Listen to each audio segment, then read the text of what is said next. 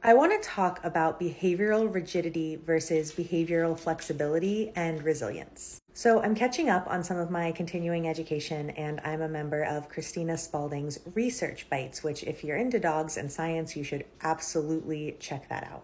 You can watch live. I'm watching the recordings. I'm catching up. And this particular presentation was looking at executive function in dogs and resilience in dogs.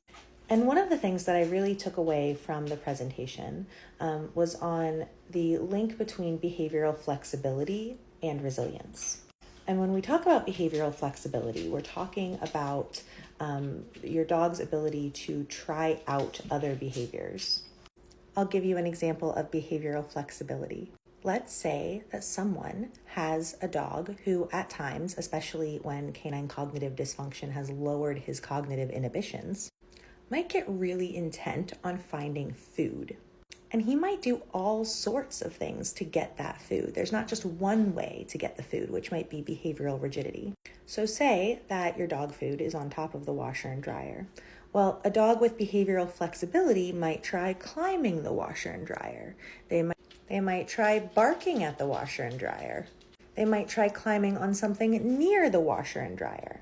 They might try teaming up with the cat.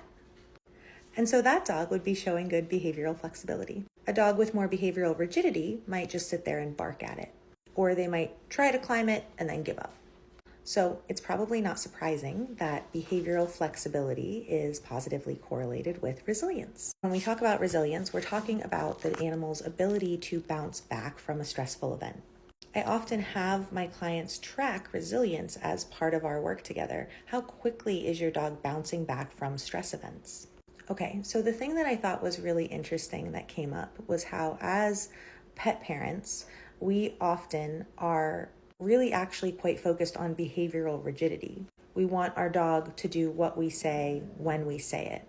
And I think it's really interesting that idea that we are actually accidentally really focusing on behavioral rigidity when we really want to be focusing on behavioral flexibility to increase resilience. Another thing that we know is tied to resilience is agency, or the belief that your behaviors can impact the environment. And so I thought that was really interesting because I could see a link between behavioral flexibility and agency. Rather than telling our dog what to do in a stressful situation, we want to provide them with multiple options, multiple tools even, multiple coping skills. So for example, instead of teaching our dog to sit when they see another dog on a walk, we might provide them with a plethora of options. I'm going to teach my dog certainly how to move away from the trigger. I'm going to teach them how to avoid the trigger. I'm going to teach them how to engage in species-typical behaviors that will reduce their stress on a physiological level, like sniffing. I'm going to teach them how to engage with me so that I can be of social support.